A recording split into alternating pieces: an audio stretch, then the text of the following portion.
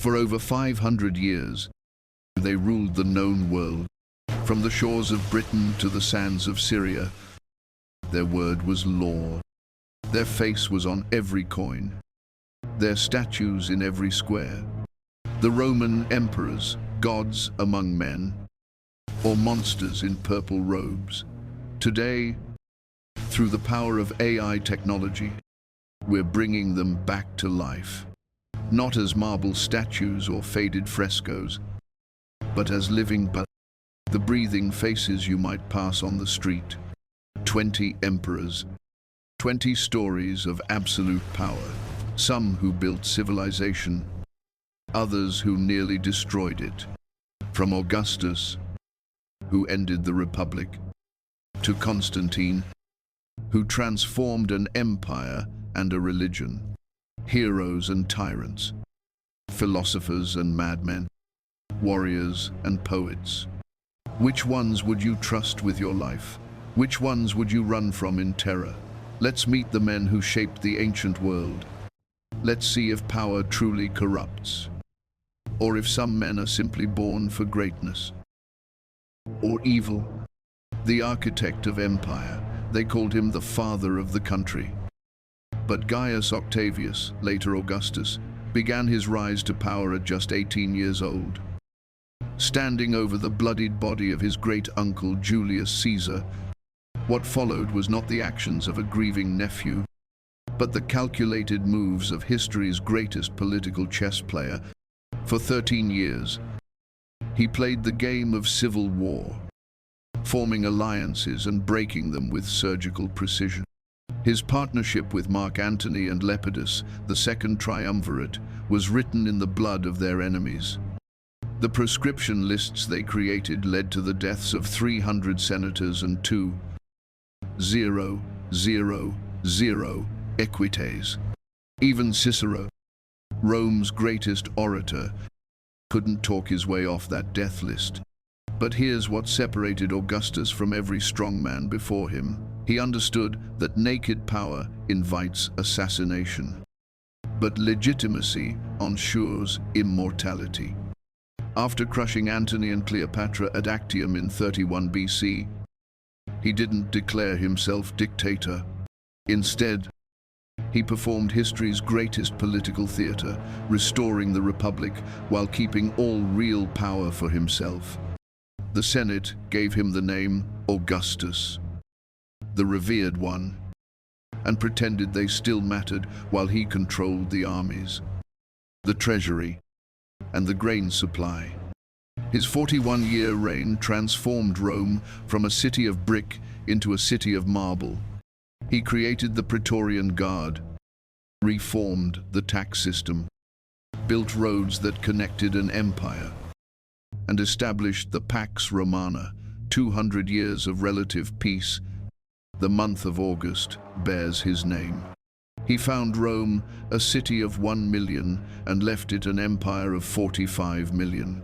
Yet this builder of civilization was also coldly ruthless. He exiled his own daughter Julia for adultery, possibly had his grandson Agrippa Postumus murdered, and manipulated his succession through his wife Livia with such skill that rumors persist. She poisoned him to ensure her son Tiberius would rule. On his deathbed at 75, he supposedly asked his friends, "Have I played my part well in the comedy of life?" Indeed he had.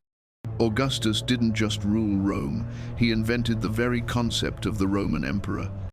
Every Caesar after him would be measured against his standard, and most would fall desperately short. He showed that the greatest power isn't seized with a sword, but crafted with patience, intelligence, and the illusion of humility. In transforming the Republic into the Empire, he created a system that would endure for 5 centuries. Not bad for a sickly young man who started with nothing but a famous name and an iron will. The reluctant tyrant Tiberius never wanted to be emperor. This uncomfortable truth defined every miserable year of his 23-year reign. A brilliant military commander who had conquered Germania and Pannonia, He was forced onto the throne by his mother Livia's machinations and Augustus's lack of surviving male heirs. The purple robes of power fit him like a shroud. At first, he tried to rule justly. He refused excessive honors, telling the Senate, "I am master only of my slaves, a general to my soldiers, and Princeps to everyone else." He improved the empire's finances, leaving the treasury with 2 to 7 billion sesterces, 20 times what he'd inherited. He built few monuments to himself, saying, "I'd rather be safe than sorry." But this modesty masked a growing paranoia that would transform him from reluctant ruler to terrifying tyrant. The turning point came with the rise of Sejanus, his praetorian prefect. While Tiberius withdrew to the island of Capri in 26 AD, never to return to Rome, Sejanus became the shadow emperor, conducting a reign of terror through treason trials. Senators would wake to find their friends executed, their property confiscated, their children forced to inform on them. The historian Tacitus wrote that men were afraid to meet, to talk, even to be silent, for silence itself could be construed as treasonous disapproval. But it was on Capri that Tiberius's reputation was truly destroyed. Suetonius's accounts, though possibly exaggerated, paint a picture of unspeakable depravities. The emperor supposedly trained young children, whom he called his little fishes, to swim between his legs and nibble him. He created pornographic gardens and grottos. He threw people off the cliffs of Capri for entertainment, with soldiers waiting below with boat hooks to finish off anyone who survived the fall. Yet modern historians question these salacious details. Was Tiberius truly a monster? Or was he a competent but withdrawn ruler whose absence from Rome allowed his enemies to destroy his reputation? What we know for certain is that he discovered Sejanus's plot to overthrow him and had his former favorite executed along with his entire family, down to his young children. The daughter was violated by the executioner first. Roman law forbade the execution of virgins. When Tiberius finally died at 77, possibly smothered with a pillow by the future emperor Caligula, the Roman people erupted in celebration, chanting Tiberius to the Tiber, demanding his body be thrown into the river. The Senate initially refused to deify him, an honor granted to Augustus. Here was the tragedy of Tiberius, a capable man who hated the job he was forced to do, whose bitterness curdled into cruelty, whose withdrawal from the world he was supposed to rule led to suffering for millions. He proved that reluctant power can be just as dangerous as ambitious power, perhaps more so, because it feels no responsibility for its actions. The mad god Gaius Caesar Augustus Germanicus, nicknamed Caligula, Little Boots, by his father's soldiers, began his reign as Rome's golden boy, young, handsome, and beloved as the son of the war hero Germanicus. He promised to end the terror of Tiberius's final years. He recalled exiles, burned the treason trial documents, and gave generous bonuses to the military. Rome rejoiced. Within 6 months, everything changed. Some say it was a severe illness that nearly killed him. Others claim he was always mad, just hiding it well. But when Caligula recovered, Rome met a monster unlike anything in its history. He didn't just abuse power, he seemed to take artistic pleasure in perverting it. He forced senators' wives to have sex with him at dinner parties while their husbands watched. He opened a brothel in the imperial palace, staffing it with senators' wives and children. He would auction off gladiators' lives to the highest bidder, forcing wealthy Romans to bankrupt themselves or face execution. His cruelty had a theatrical quality that went beyond mere sadism. When told the treasury was empty, he set up fake charges against wealthy Romans, then attended their executions to ensure their wills named him beneficiary. He built a temporary floating bridge across the Bay of Naples, nearly 3 miles long, just so he could ride across it in triumph, wearing Alexander the Great's breastplate. The cost nearly bankrupted the empire, but it was his declaration of godhood that truly marked his insanity. Not content to wait for posthumous deification like Augustus, Caligula demanded worship while alive. He built a bridge from his palace to the temple of Jupiter so he could converse with the god as an equal.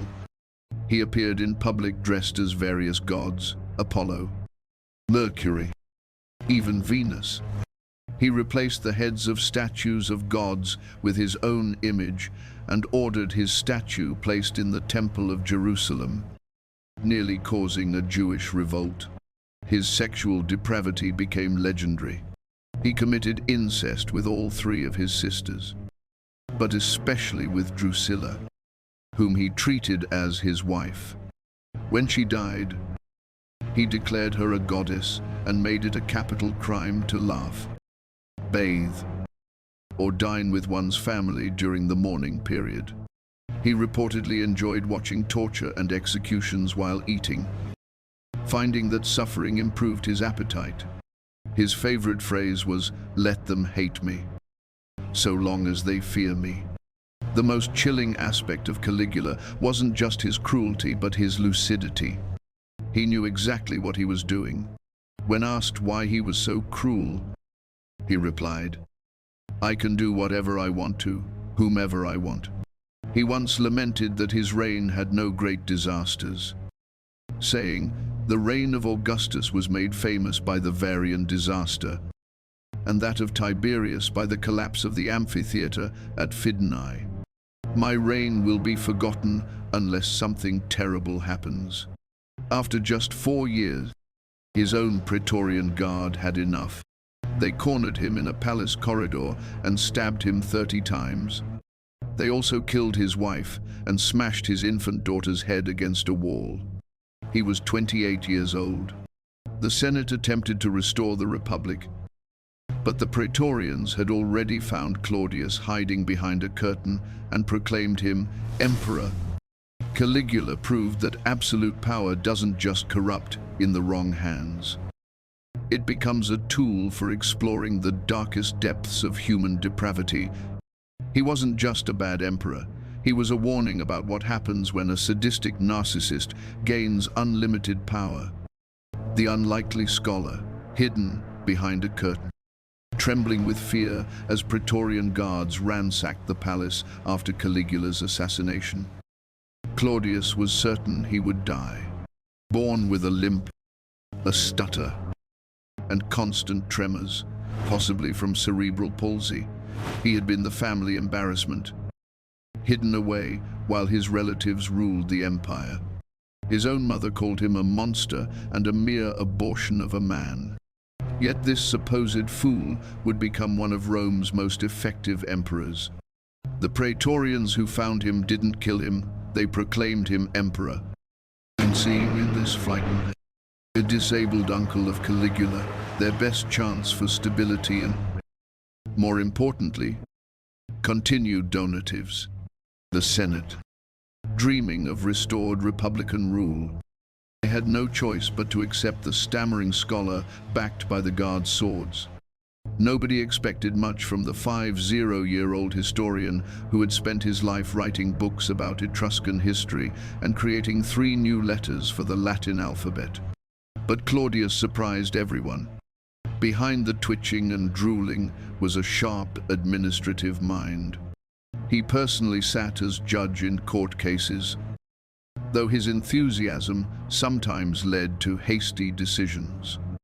He completed magnificent public works that Caligula had started as vanity projects, the aqueducts Aqua Claudia and Anio Novus, which brought fresh water to Rome's 1 million inhabitants. He built a new harbor at Portus to ensure the grain supply. Most remarkably, he succeeded where Julius Caesar had failed. He conquered Britain in 43 AD, personally leading reinforcements despite his physical limitations, and adding a wealthy new province to the empire. His centralization of power through freed Greek slaves, his secretaries Narcissus, Pallas, and Callistus, created the first true imperial bureaucracy, but also massive corruption. These freedmen became wealthier than senators, selling access to the emperor, while Claudius, absorbed in his work, seemed oblivious. He would sit through dinner parties reading and annotating documents, occasionally looking up to make seemingly random pronouncements about cases he was studying. Yet for all his intelligence, Claudius had one fatal weakness: women. His third wife, the notorious Messalina, turned the palace into a brothel and reportedly competed with Rome's most famous prostitute to see who could bed more men in a night. Messalina won with 25 partners. She eventually married another man while still wed to Claudius, forcing even the tolerant emperor to have her executed. His fourth wife proved even more dangerous, his own niece, Agrippina the Younger. The ancient sources paint Claudius as a figure of contradictions, a drooling fool who conquered Britain, a weak-willed cuckold who reformed Roman law, a stammering joke who wrote 20 books of Etruscan history and 8 of Carthaginian. He expanded the empire, granted citizenship liberally, and showed remarkable tolerance for different religions. He tried to limit the cruel gladiatorial games, showing a humanity rare in Roman rulers. His death in 54 AD came by poisoned mushrooms, almost certainly fed to him by Agrippina to ensure her son Nero's succession. As he lay dying, he supposedly soiled himself in a final indignity. Seneca mocked him in the Apocolocyntosis, the pumpkinification rather than deification of Claudius. Yet this mockery missed the point. Claudius proved that physical weakness didn't mean mental weakness, that the least likely person could be an effective ruler. He was the emperor nobody wanted but everybody needed, a stabilizing force between the madness of Caligula and the artistic pretensions of Nero. In many ways, he was the most human of the emperors, flawed, struggling, but ultimately trying his best with the terrible burden of absolute power. The artist emperor. What an artist dies in me. These were supposedly Nero's last words as he drove a dagger into his throat, ending not just his life, but his grand performance on history's stage. For 14 years, the Roman Empire had been ruled by a man who wanted to be a pop star, who valued applause over conquests, who saw himself not as a statesman, but as an artist tragically forced to govern. Nero, Claudius Caesar, Augustus Germanicus began promisingly, under the guidance of the philosopher Seneca and the Praetorian prefect Burrus. His first 5 years were so successful, they were later called the Quinquennium Neronis, a golden age of good government. He reduced taxes, banned capital punishment, allowed slaves to file complaints against masters, and even considered abolishing gladiatorial games. But this moderate beginning masked an artistic soul desperate to break free from political constraints. The transformation began with matricide.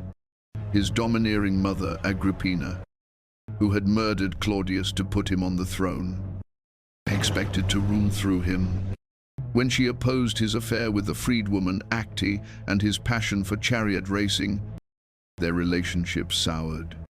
After several failed assassination attempts, including a collapsing boat designed to drown her, he simply had soldiers hack her to death, walking around her corpse.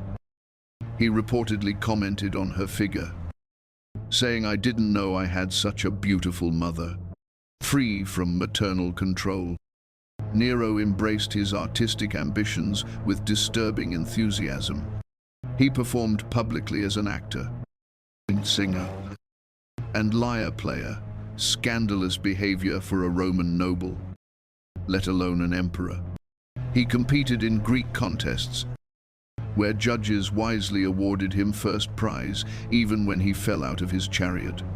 He forced Rome's elite to attend his performances, posting guards to prevent anyone from leaving. Women gave birth during his recitals. Men pretended to die so they could be carried out. Then came the Great Fire of 64 AD. For 9 days, Rome burned while Nero was safely in Antium. Racing back, he opened his palaces to refugees and organized relief efforts. But rumors spread that he had sung the sack of Troy while watching the city burn. Or worse, that he had started the fire to clear land for his planned palace, the Domus Aurea, the Golden House. To deflect blame, he scapegoated a minor Jewish sect called Christians, creating the first imperial persecution. He had them torn apart by dogs, crucified, and burned as human torches to light his garden parties. The Domus Aurea epitomized Nero's megalomaniacal aestheticism, covering a third of Rome. It featured a 120-foot bronze statue of himself as the sun god, rotating dining rooms, walls of gold and gems, and a mile-long colonnade. Finally, he declared at its opening, "I can begin to live like a human being." The expense, combined with his debasement of currency to fund his artistic tours of Greece, pushed the empire toward bankruptcy. His personal life grew increasingly bizarre. He kicked his pregnant wife Poppaea to death in a rage, then found a slave boy named Sporus who resembled her, had him castrated, and married him in a public ceremony where Sporus wore a bridal veil. He later married a freedman named Pythagoras, playing the bride himself. He roamed the streets at night in disguise, attacking strangers and vandalizing shops, nearly getting killed when one senator fought back, not knowing his assailant was the emperor. When rebellions erupted across the empire in 68 AD, the Senate declared him a public enemy. Abandoned by the Praetorian Guard, Nero fled Rome, too cowardly to kill himself. He needed his secretary's help to drive the blade home. He was 30 years old, the last of the Julio-Claudian line. History has painted Nero as the ultimate tyrant. But perhaps he was something more tragic, an artist forced into politics, a sensitive soul corrupted by unlimited power. His true crime wasn't just cruelty, but narcissism. The belief that the empire existed to fund his artistic pretensions. He treated Rome as his stage and its people as his captive audience. In the end, he was less a monster than a cautionary tale about what happens when someone who should have been a theater performer is given control of the known world. The common man emperor after the suicides of Nero, Galba, Otho, and the execution of Vitellius in the chaotic year of the 4 emperors. Rome needed stability. It found it in the most unlikely source, Titus Flavius Vespasianus, a general of common birth whose grandfather had been a mere tax collector, with a face that looked like he was perpetually straining on a toilet, according to Suetonius. Vespasian was the anti-Nero, practical, frugal, and utterly lacking in pretension. His rise to power came from an unexpected quarter. While suppressing the Jewish revolt, he heard that various generals were declaring themselves emperor. His soldiers proclaimed him emperor too. But unlike the others, Vespasian had a plan. He controlled Egypt, Rome's grain supply, and had the loyalty of the Eastern legions. More importantly, he understood that after the chaos, Romans wanted boring competence, not another mad artist or paranoid tyrant. Vespasian's decade-long reign was marked by common sense and dad jokes. When criticized for taxing public urinals, he held a coin to his critic's nose, asking, "Does it smell?" establishing the principle that money doesn't stink, pecunia non olet. He restored the empire's finances through careful management and new taxes, including the aforementioned urine tax used by fullers for cleaning cloth. Unlike his predecessors who built vanity projects, he constructed the Flavian amphitheater, the Colosseum, on the site of Nero's private lake, symbolically returning the land to the people. His lack of pretension was refreshing. When senators tried to trace his ancestry to heroic founders of Rome, he laughed at them. When a young man showed up drenched in perfume seeking a commission, Vespasian sent him away, saying, "I'd rather you stank of garlic." He kept the same friends from before his elevation, visiting them without ceremony or guards. When conspiracies were revealed against him, he often pardoned the conspirators, once even giving them seats next to him at the theater to show his fearlessness. This practical emperor understood infrastructure. He rebuilt the capital, who destroyed in the Civil War. He constructed roads, bridges, and fortifications across the empire.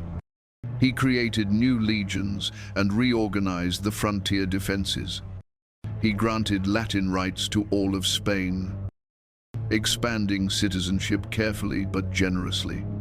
Most importantly, he established peaceful succession, associating his son Titus with his rule to prevent another civil war. Yet beneath the folksiness was steel.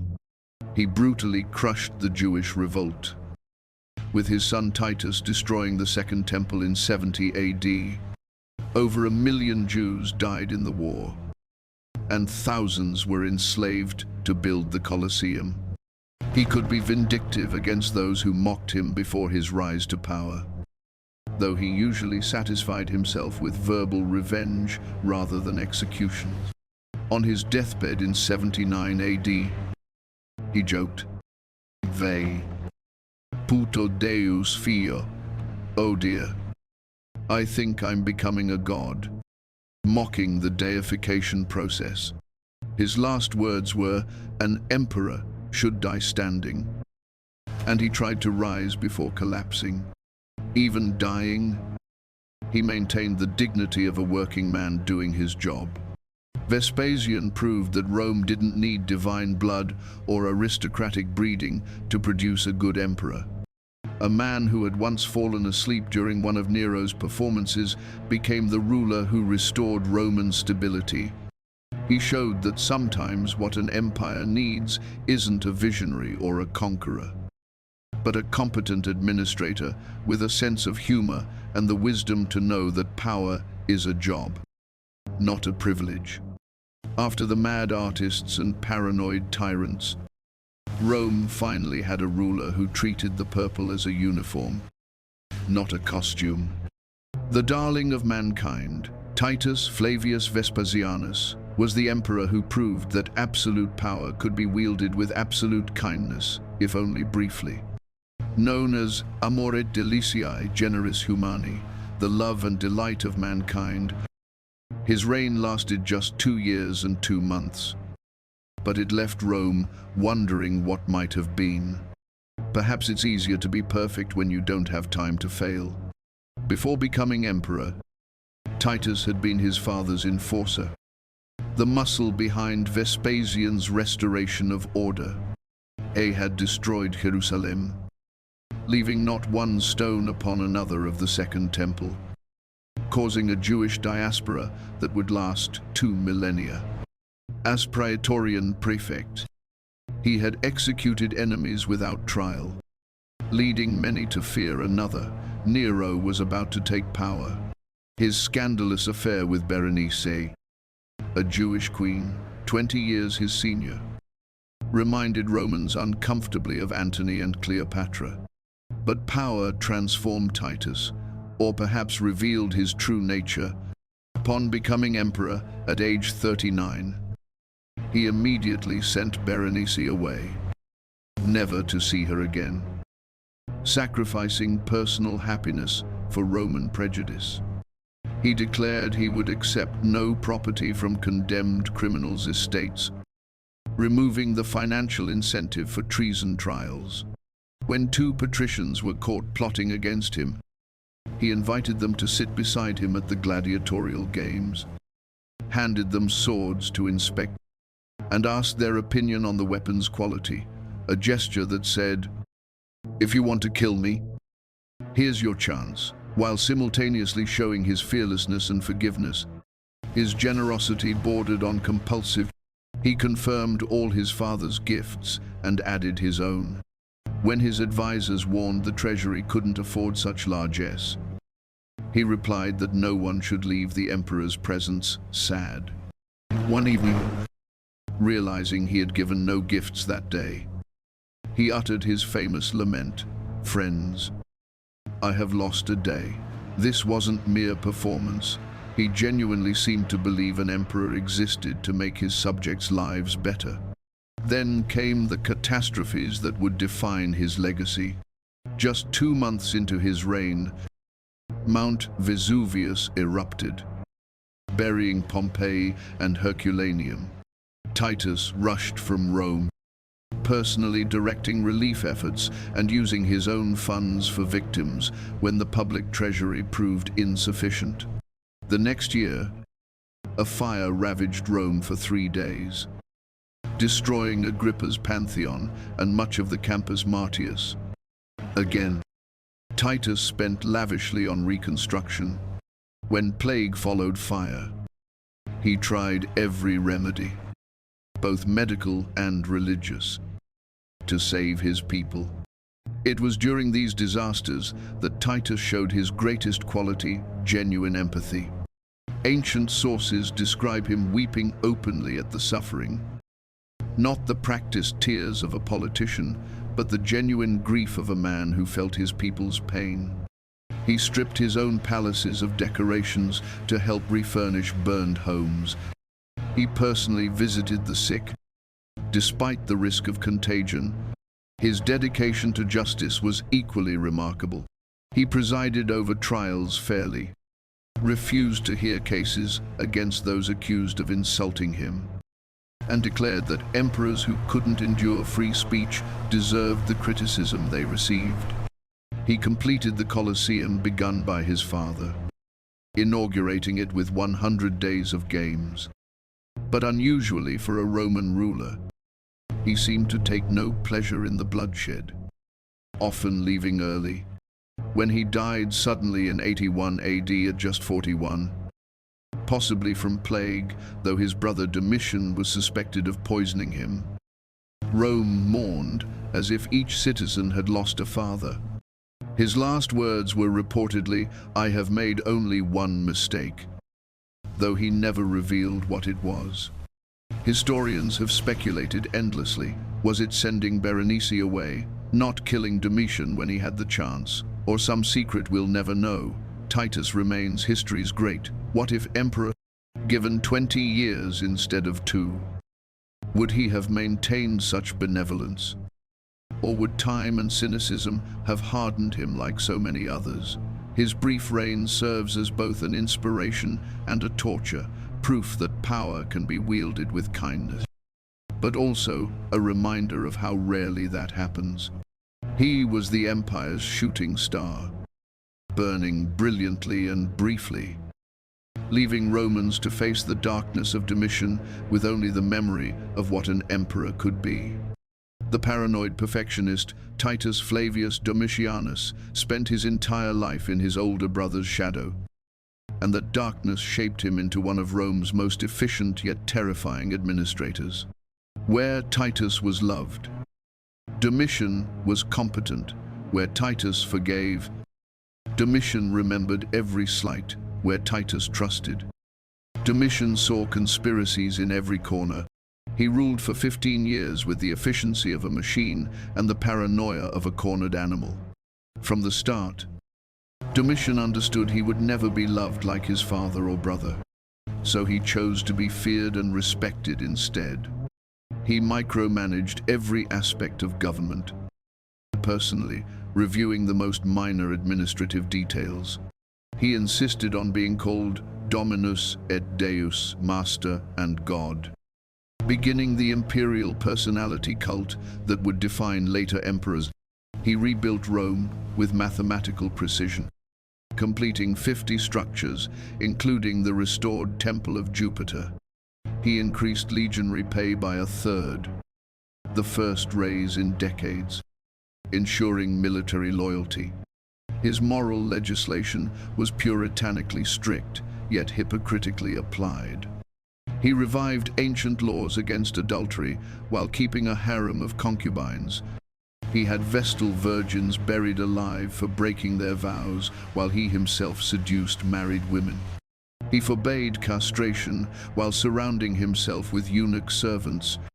This wasn't mere hypocrisy, it was about control, showing that laws existed at his whim. But it was in his paranoia that Domitian truly excelled. He lined the walls of his porticos with reflective stones so he could see behind him while walking. He personally interrogated prisoners, sometimes burning their genitals with fire to extract confessions. He kept detailed lists of potential enemies, which eventually included most of the Senate. His network of informers was so extensive that Romans joked even the walls had ears. The reign of terror intensified after the failed revolt of Saturninus in 89 AD, though quickly crushed. It convinced Domitian that enemies were everywhere. Senators were executed for their facial expressions during speeches. Philosophers were banished from Rome for teaching dangerous ideas like freedom. He had his own cousin, Flavius Clemens, executed on vague charges of atheism, possibly for converting to Judaism or Christianity. He forced another relative, Flavius Sabinus, to be killed simply because a herald had accidentally called him imperator instead of consul. Yet between the execution, Domitian was remarkably effective. He reformed the tax system, making it fairer and more efficient. His building projects employed thousands. He held lavish games that delighted the people.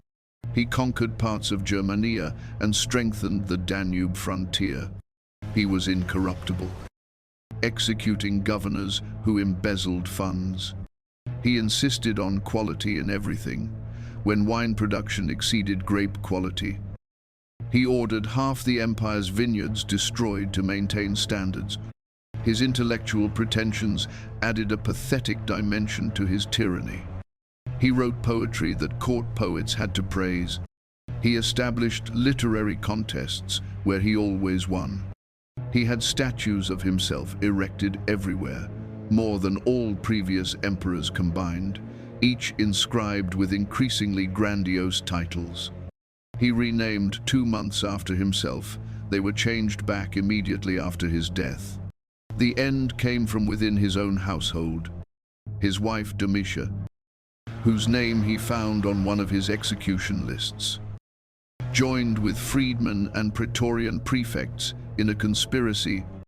A servant named Stephanus, pretending to have evidence of a plot, approached Domitian with his arm in a sling.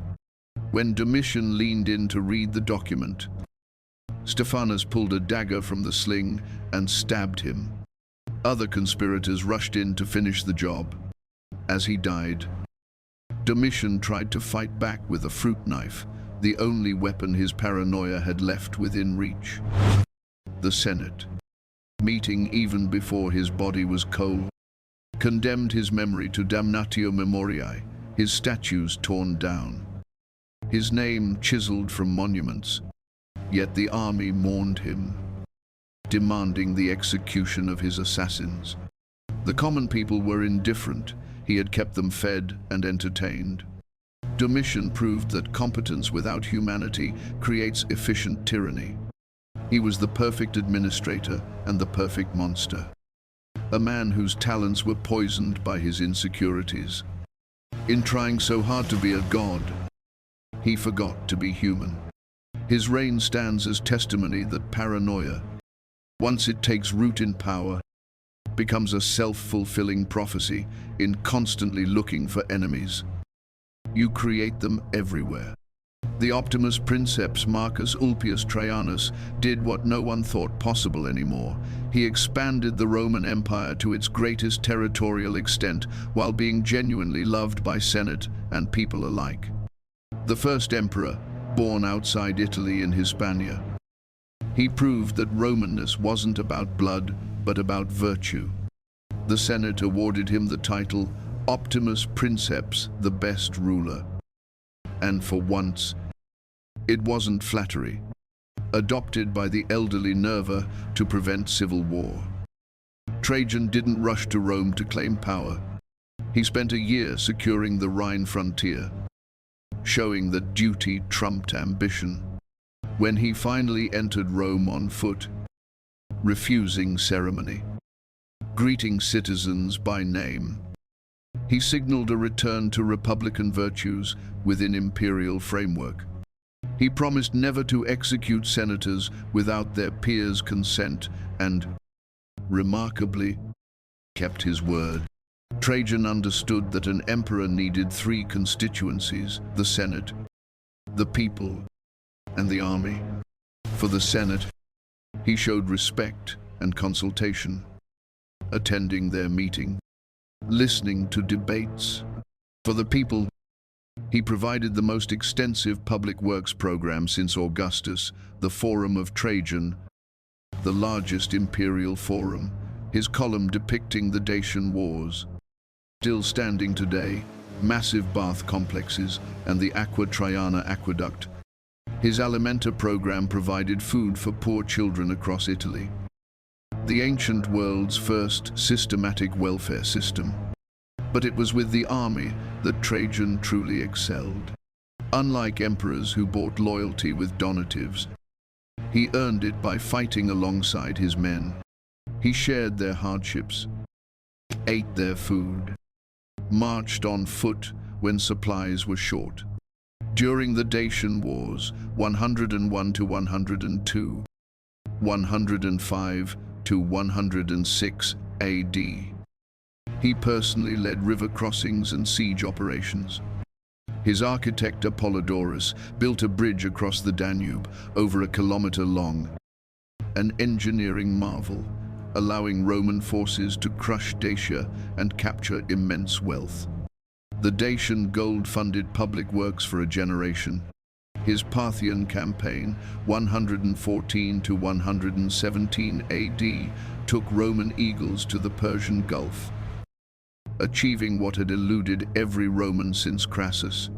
He conquered Armenia, Mesopotamia, and Assyria, standing on the shore of the Persian Gulf and lamenting he was too old to follow Alexander to India. Yet these eastern conquests proved ephemeral, abandoned by his successor as indefensible. Trajan's tragedy was not knowing when to stop. The empire had reached its natural limits. His personal life enhanced, rather than complicated, his reputation. His marriage to Pompeia Plotina was harmonious and childless, avoiding succession disputes.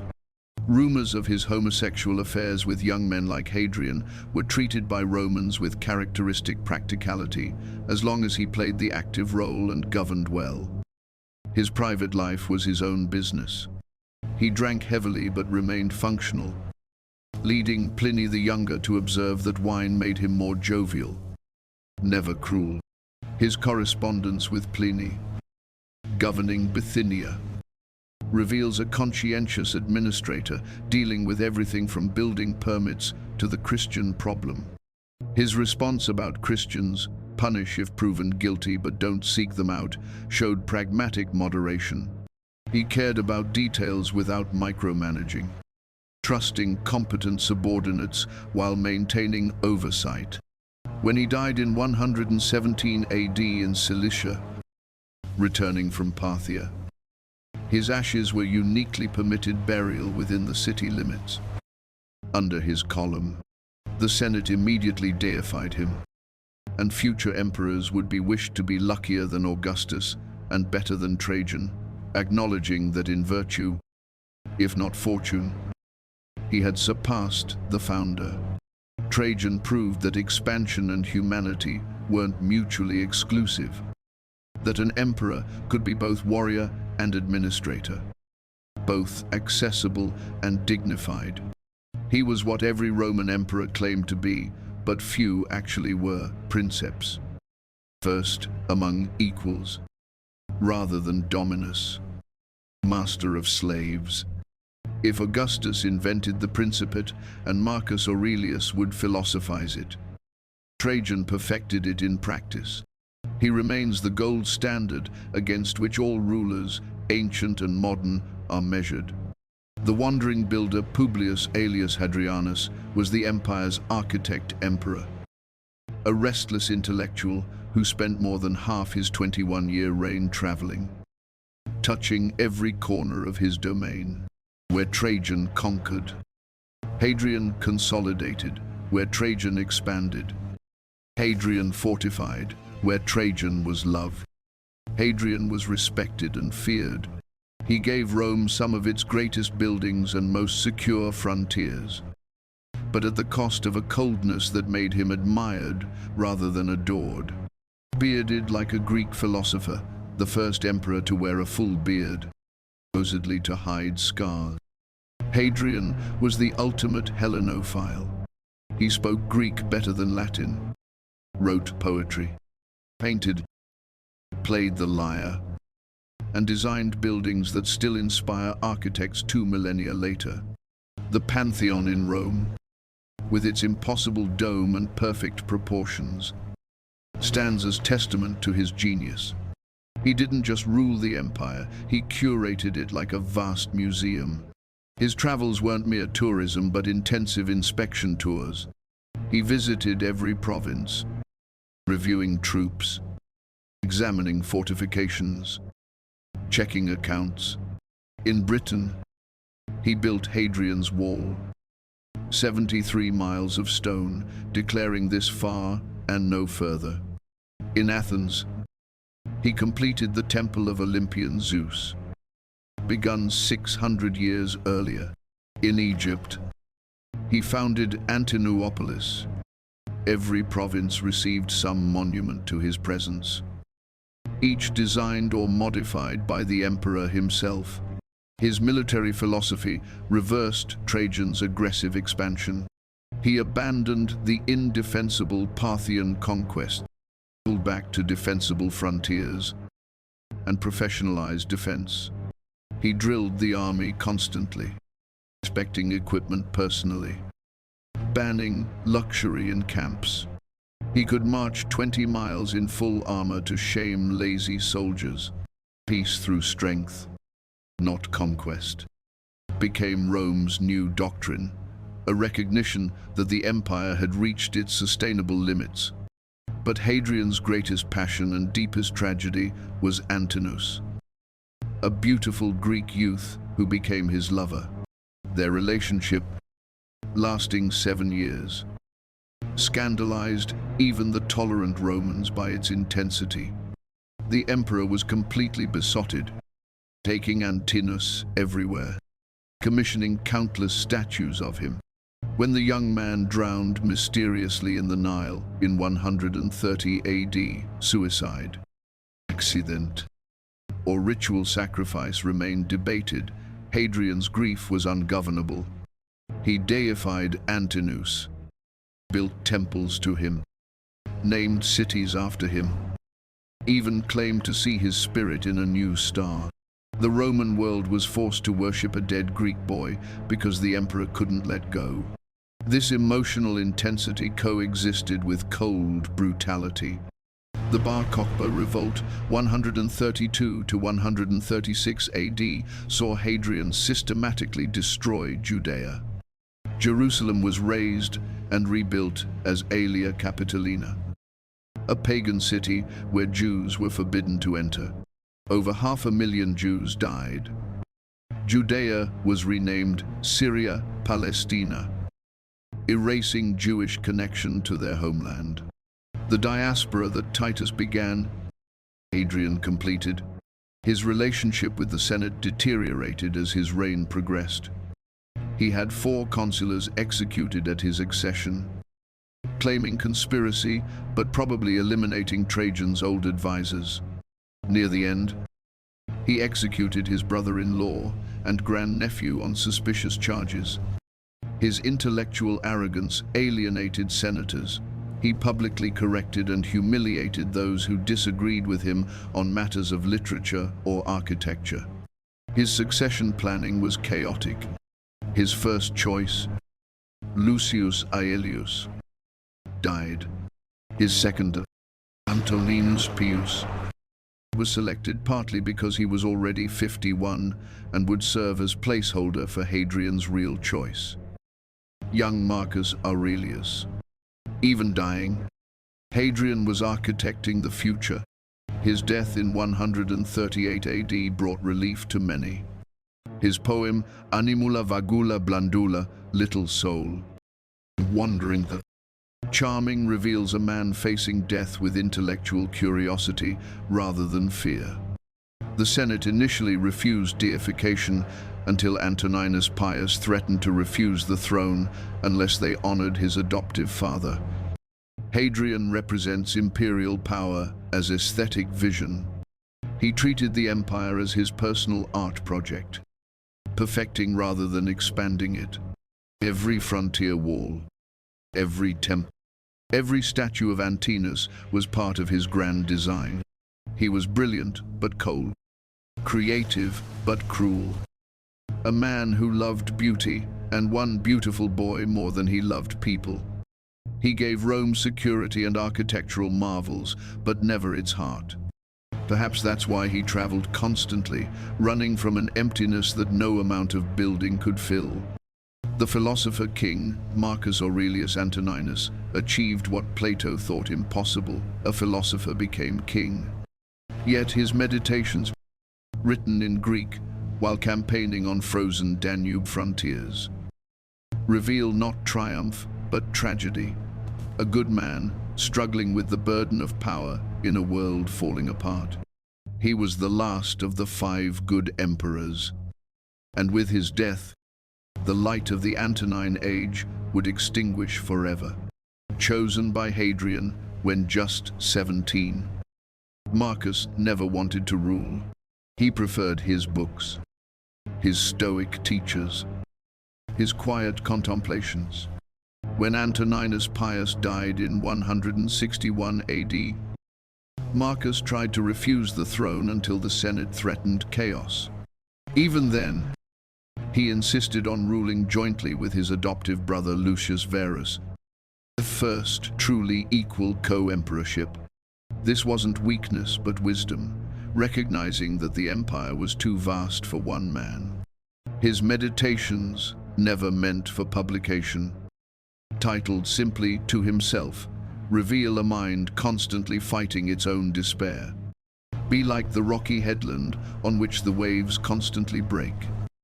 He wrote while dealing with plague, war, and betrayal. It stands firm, and round it the seething waters are laid to rest. These weren't platitudes, but survival strategies for a man who would rather discuss philosophy than sign death warrants.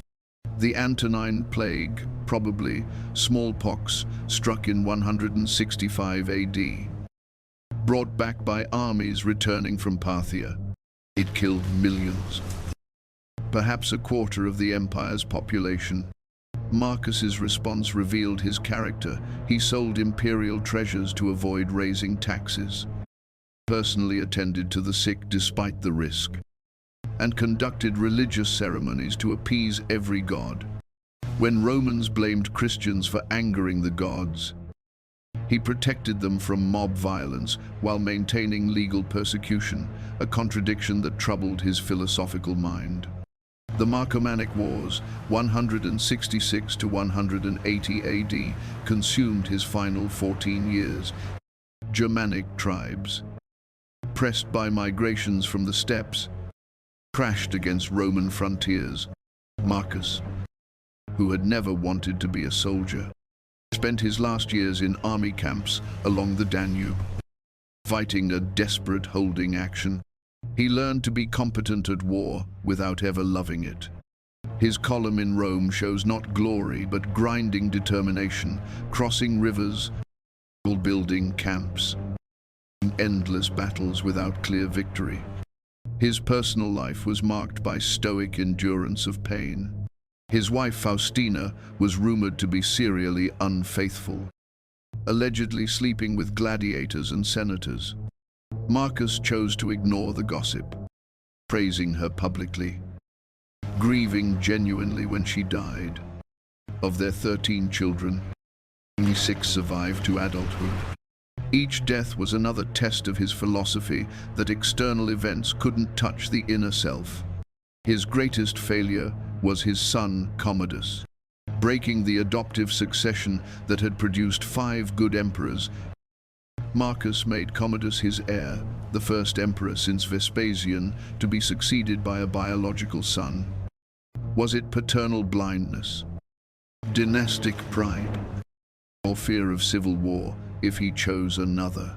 His meditations never mention Commodus, a silence more eloquent than words.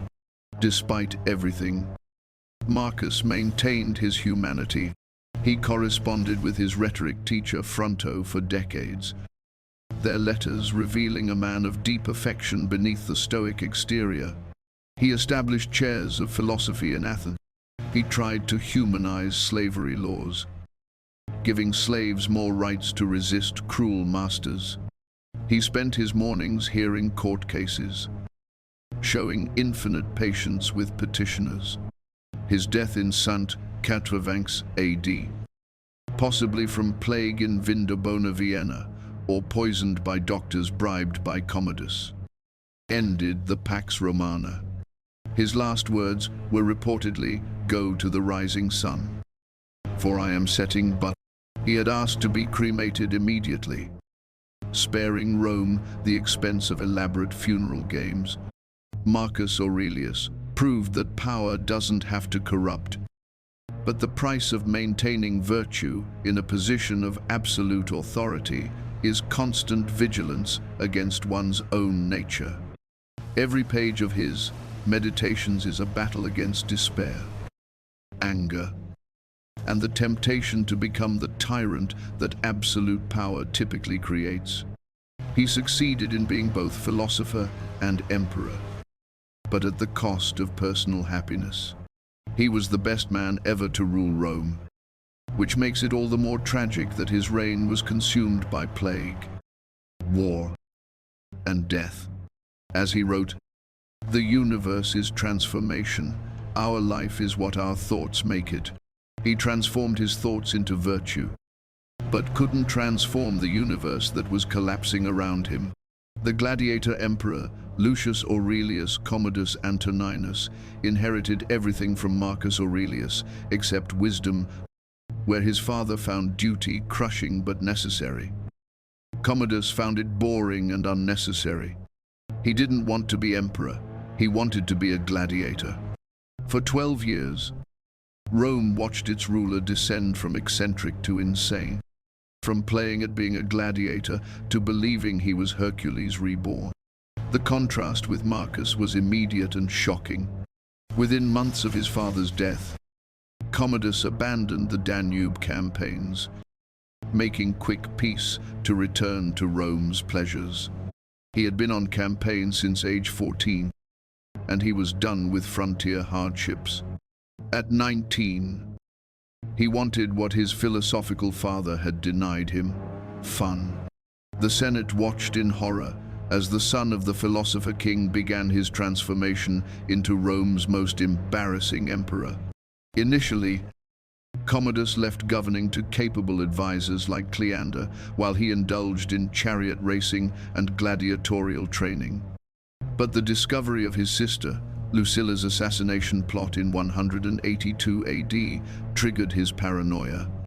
The assassin had shouted, "The Senate sends you this," before being disarmed. And Commodus never forgot those words. He executed Lucilla and began seeing senatorial conspiracies everywhere. His gladiatorial obsession went beyond mere entertainment. He fought in the arena over 700 times. Though always with weighted odds, opponents used wooden swords while he used sharp steel. He charged the treasury 1,000,000 sesterces per appearance, claiming he deserved payment like any professional gladiator. He renamed all the months after his own titles, rechristened Rome Colonia Commodiana, and even renamed the Roman people Commodiani. The megalomania peaked with his identification as Hercules. He wore a lion's skin and carried a club in official portraits. He had statues of himself as Hercules placed throughout the empire. He executed men with physical disabilities and pretending they were giants he was slaying. He shot hundreds of ostriches in the arena, decapitating them with special crescent-headed arrows, then held up a severed ostrich head to the senatorial seats, grinning at them meaningfully. His cruelty had a petty quality that made it worse than grand tyranny. He renamed a fat senator Porky in official documents. He forced another senator to dance naked at banquets. He had women fight as gladiators, sometimes against dwarfs.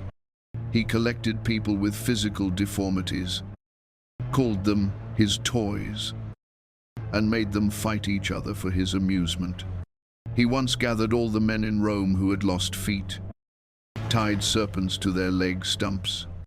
He gave them sponges to throw at him, and clubbed them to death while pretending they were giants. The empire, meanwhile, functioned on autopilot.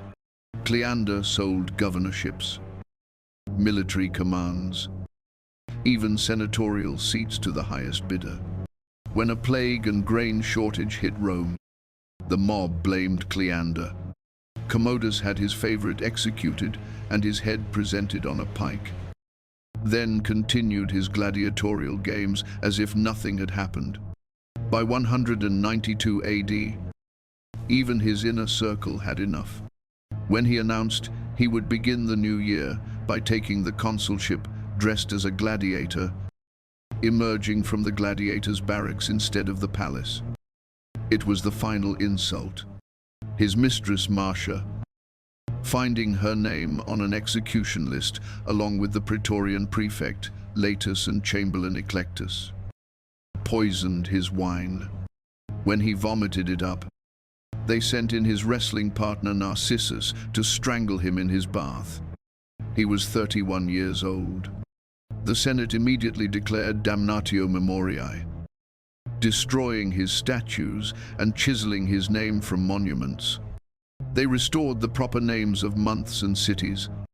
The Praetorian Guard auctioned the throne to the highest bidder, beginning a new cycle of chaos that would produce the year of the 5 emperors. Commodus proved that Marcus Aurelius's greatest failure wasn't philosophical but paternal. In trying to ensure smooth succession by elevating his biological son, he doomed the empire to rule by a man-child who preferred playing gladiator to governing. Commodus wasn't evil in the calculated way of Domitian or insane with the creative madness of Caligula. He was something worse, a spoiled brat with unlimited power and no interest in using it responsibly. He turned the Roman Empire into his personal playground and the Roman people into his toys. His reign marked the end of the Antonine Golden Age and the beginning of the crisis that would nearly destroy Rome. The African general Lucius Septimius Severus, born in Leptis Magna in modern Libya, spoke Latin with a Punic accent and proved that in the chaos of civil war, the only citizenship that mattered was command of the legions. After the year of the 5 emperors, 193 AD, This African provincial emerged victorious through a combination of military brilliance, political ruthlessness, and the novel understanding that the army, not the Senate, was the true source of imperial power.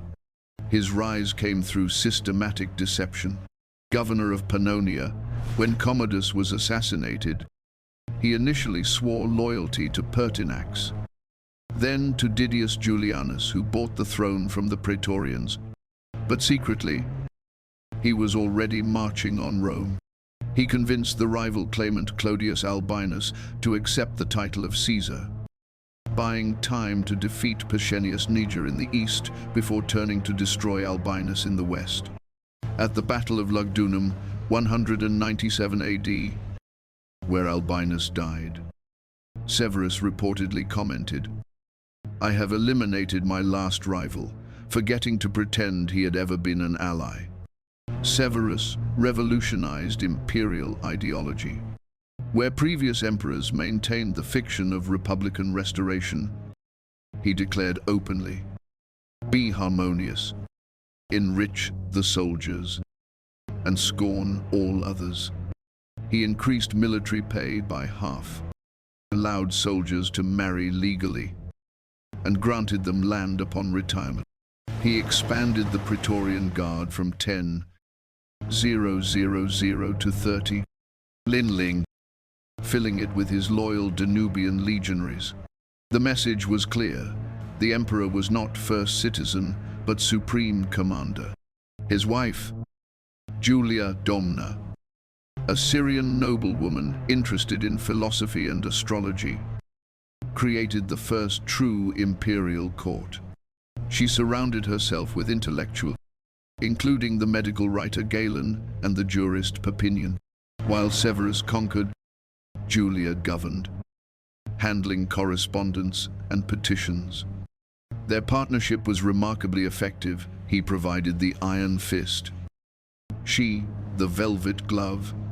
Severus spent most of his 18-year reign at war. He conquered Parthia, sacking Ctesiphon and creating new provinces in Mesopotamia.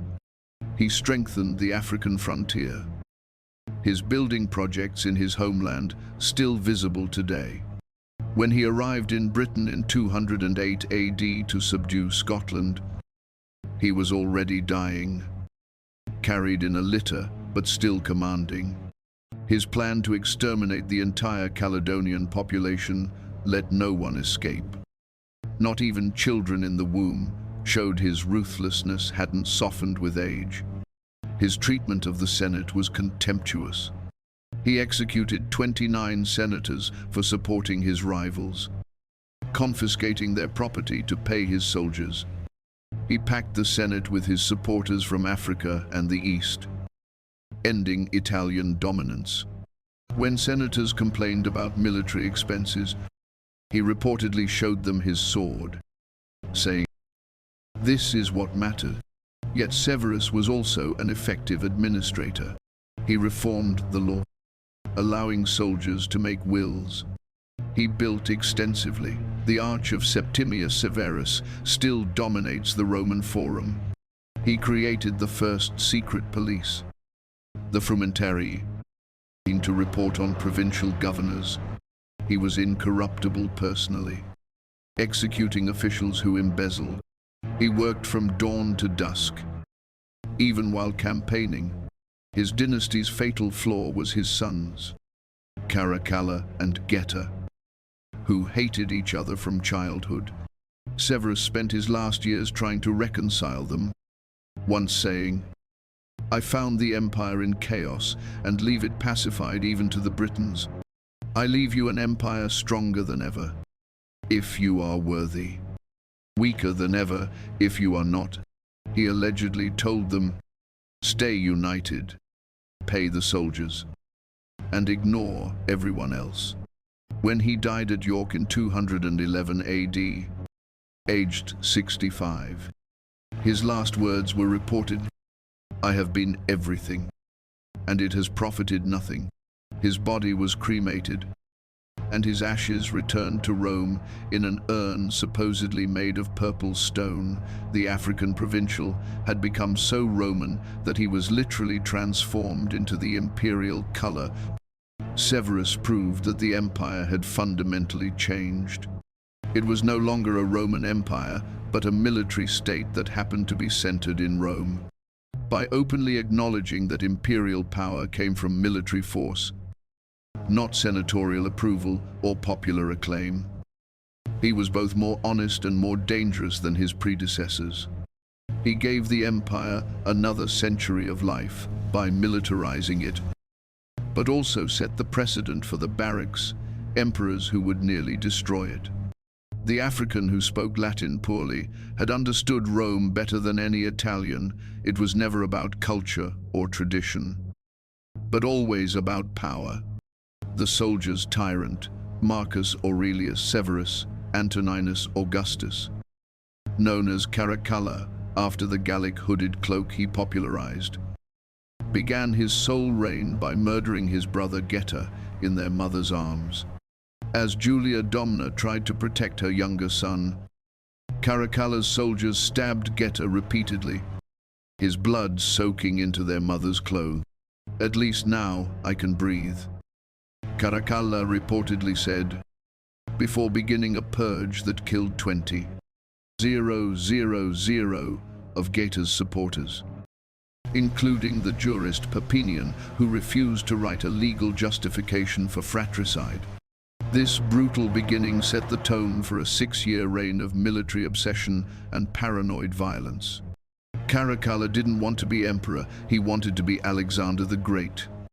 He slept with the Iliad under his pillow, created a Macedonian phalanx armed with sarissas, and insisted on being called Alexander.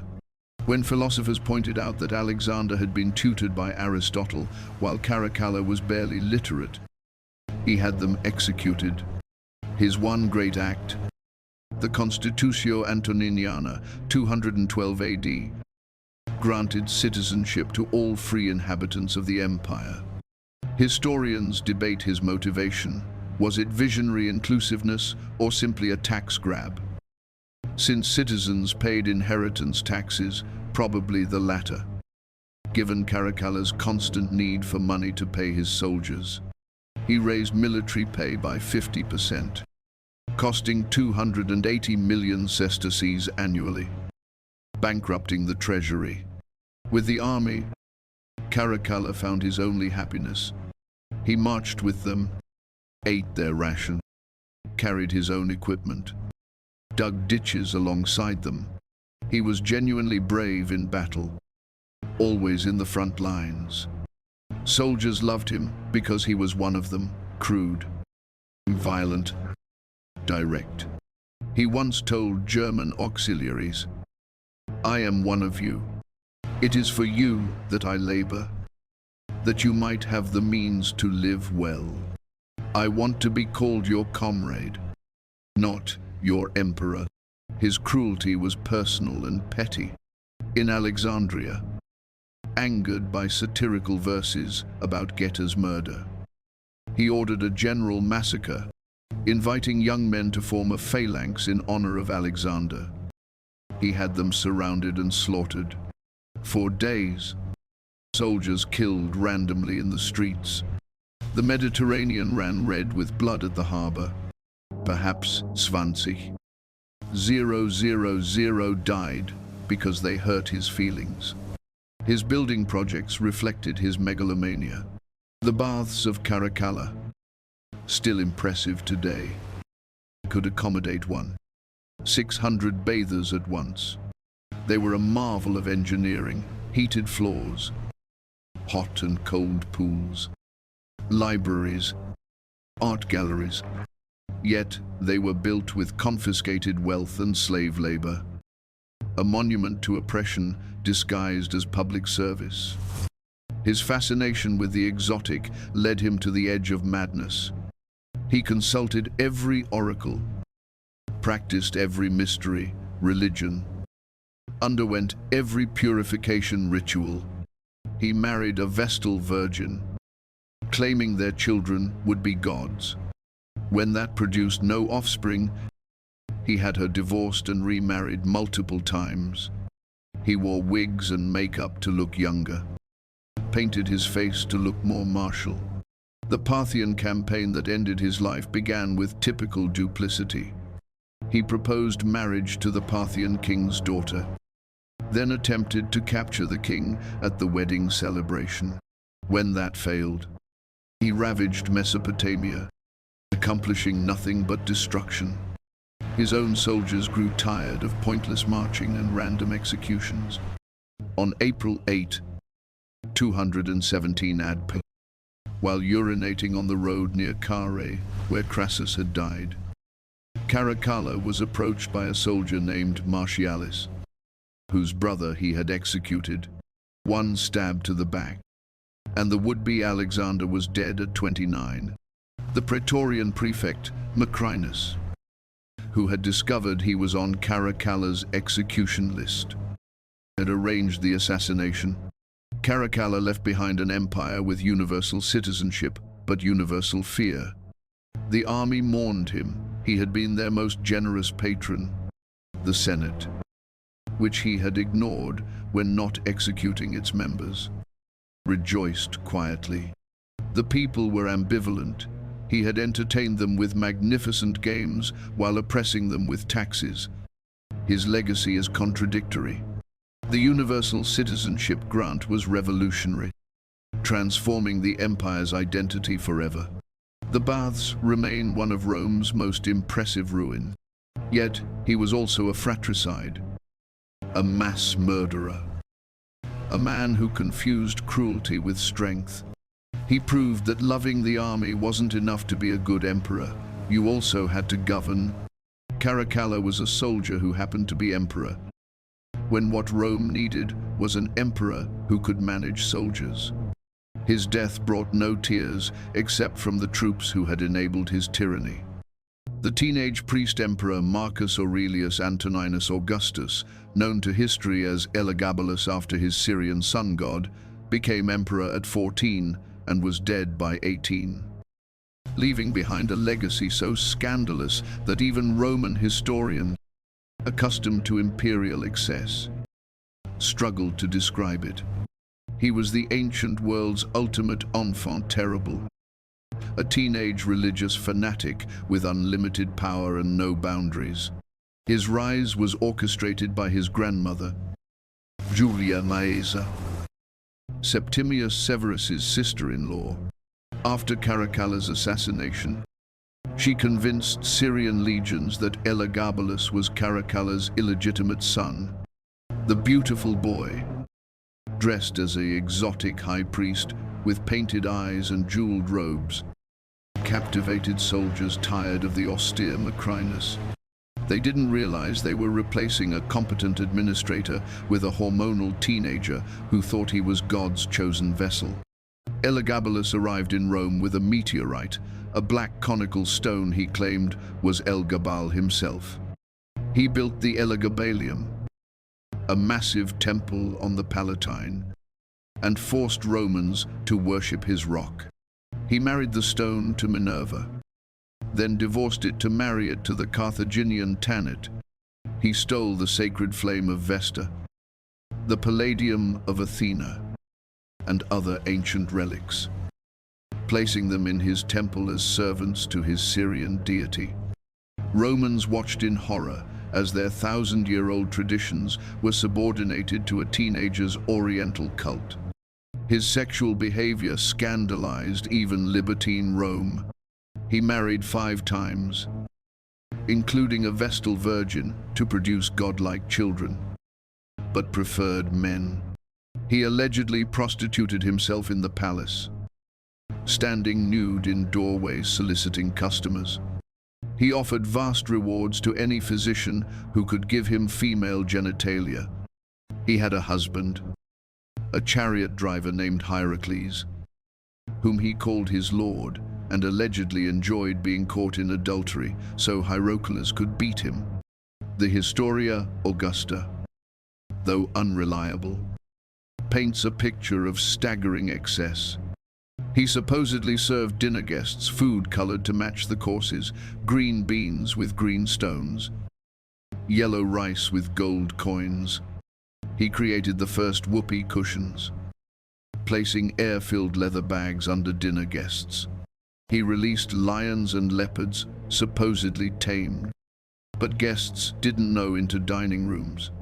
He smothered dinner guests with rose petals dropped from the ceiling until some suffocated.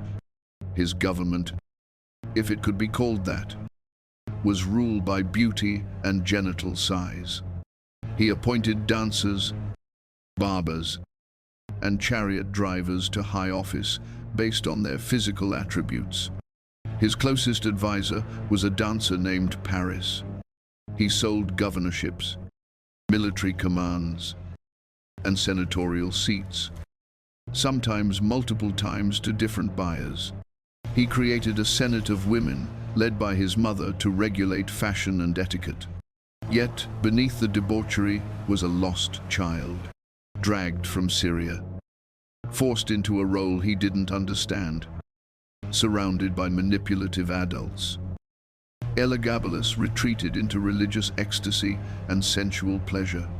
His grandmother, Julia Maesa, realizing her mistake, promoted his cousin, Severus Alexander, as heir. Elagabalus, sensing danger, alternated between trying to kill Alexander and begging for his love. On March 11, 222 AD, the Praetorian Guard had enough. They found Elagabalus hiding in a latrine with his mother, Julia Septimius. Both were butchered, their bodies dragged through the streets, violated, and thrown into the Tiber. The Senate declared damnatio memoriae, destroying his statues, erasing his name, and returning his Syrian god to Emesa. Elagabalus represents imperial power at its most absurd, a child playing with the machinery of empire like a toy, breaking whatever he didn't understand. He wasn't evil in the calculated way of earlier tyrants. He was something more disturbing, completely disconnected from reality, living in a fantasy where his whims were divine will.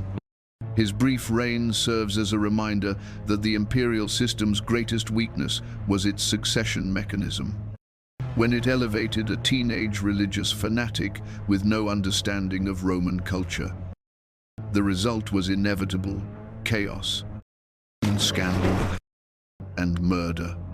He was less an emperor than a warning about what happens when absolute power meets absolute immaturity. The restorer of the world, Lucius Domitius Aurelianus, deserved his title Restitutor Orbis, restorer of the world, when he seized power in 270 AD. The Roman Empire had effectively ceased to exist. The Gallic Empire controlled Britain, Gaul, and Spain. The Palmyrene Empire held the East. Germanic tribes raided Italy at will, and emperors were being killed so frequently that Barracks Emperor became a job with a shorter life expectancy than Gladiator. In just 5 years, Aurelian reunited the empire, earned the right to be mentioned alongside Augustus and Trajan, then was murdered by bureaucrats over a clerical error. Born to peasant farmers in Dacia, Aurelian rose through the ranks by pure military ability. Nicknamed Manu ad Ferrum, hand on steel for his eagerness to fight, he was the soldier's soldier, personally killing 48 Sarmatians in one day, according to military songs. When he became emperor at 56, the empire controlled barely a third of its former territory. The silver content of coins had dropped to 2%. Rome itself hadn't seen an emperor for years. As they all died on distant frontiers, Aurelian moved with lightning speed. First, he secured Italy, crushing the Juthungi and Vandals who had invaded, recognizing that Rome itself was vulnerable. He built the Aurelian walls, 12 miles of fortification, 20 feet high, that still stand today. The eternal city that had gone unfortified for 600 years now cowered behind walls like any frontier town. It was humiliating but necessary. Next came the reconquest. The Palmyrene Empire under Queen Zenobia had taken Egypt, Syria, and Asia Minor. Aurelian marched east, defeated her at Antioch and Emesa, then besieged Palmyra. When Zenobia fled toward Persia, his cavalry caught her at the Euphrates. Instead of executing her, he displayed her in golden chains in his triumph, a propaganda victory showing mercy from strength. When Palmyra revolted again, he destroyed it utterly, ending its 1,000-year history as a trade hub. The Gallic Empire fell even faster. Emperor Tetricus, tired of fighting Germanic tribes and rival usurpers, secretly negotiated surrender. At the Battle of Chalons, 274 AD, he deliberately abandoned his troops mid-battle, allowing Aurelian to win. Both Zenobia and Tetricus were given comfortable retirements. Aurelian understood that mercy to defeated separatists encouraged future surrenders. His economic reforms were equally dramatic. He reformed the debased currency, issuing new gold and silver coins with actual precious metal content. He distributed free bread instead of grain in Rome, added oil, salt, and pork to the ration, revolutionizing the welfare system. He crushed the corrupt mint workers' revolt in Rome, personally leading street fighting that killed 7 rebels. Every reform was paid for with plunder from reconquest. Religiously, Aurelian promoted Sol Invictus, the unconquered sun, as supreme deity, building a magnificent temple in Rome. This wasn't personal fanaticism but political calculation, a universal god for a reunified universal empire. It laid groundwork for Constantine's later adoption of Christianity, another universal religion for a universal state. His discipline was legendary and terrifying. He executed his own nephew for corruption. When a unit performed poorly, he decimated it, executing every 10th man. He banned wine for soldiers, homosexuality in camps, and luxury among officers. Yet soldiers loved him because he shared their hardships and always led from the front. His personal courage was unquestioned. He was wounded in battle multiple times but never retreated. His death was absurdly anticlimactic. His secretary Eros, having made a minor error, feared execution and forged a document listing senior officers for death. The terrified officers assassinated Aurelian near Byzantium in September 275 AD. When they discovered the forgery, they killed Eros. But it was too late. The empire mourned genuinely, even the Senate, which he had largely ignored, recognized they had lost their savior. Aurelian had 5 years and gave Rome another 2 centuries. He proved that even in the darkest crisis, one determined individual could reverse collapse. He wasn't cultured like Hadrian or philosophical like Marcus Aurelius. He was a Balkan peasant who understood that when civilization is collapsing, you need warriors, not philosophers. He restored not just territory but confidence, showing Romans they could still win, still unite, still matter. His tragedy was succeeding so completely that lesser men felt safe enough to murder him over paperwork. He saved an empire that didn't deserve him. The great reformer, Gaius Aurelius Valerius Diocletianus, did what no emperor had done before or would do again. He voluntarily retired. But before exchanging the purple for cabbage farming in his Dalmatian palace, this son of slaves fundamentally restructured the Roman Empire, creating a system that would endure for centuries. He didn't just reform the empire, he reinvented it, transforming it from a classical state into a medieval monarchy, rising through the ranks from common soldier to emperor. Diocletian understood the empire's fundamental problem. It was too big for one man to rule and too attractive for ambitious generals to resist, claiming his solution was radical: divide power to preserve it. The Tetrarchy created 2 senior emperors, Augusti, and 2 junior emperors, Caesars, each ruling a quarter of the empire. It was either genius or madness to create 3 potential rivals.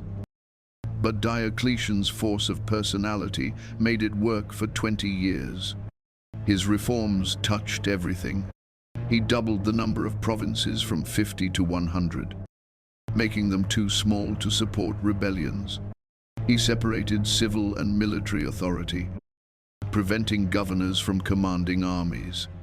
He created a mobile field army distinct from frontier forces.